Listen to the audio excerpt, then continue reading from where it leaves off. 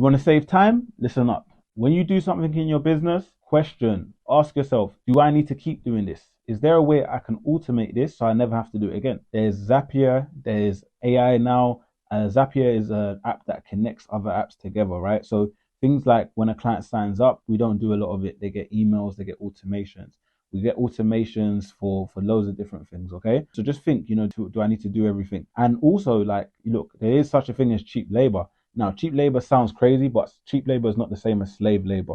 There's people in other countries who are looking and hungry for jobs, okay? Hungry for jobs. So you just got to ask yourself that question. Do I need to do everything?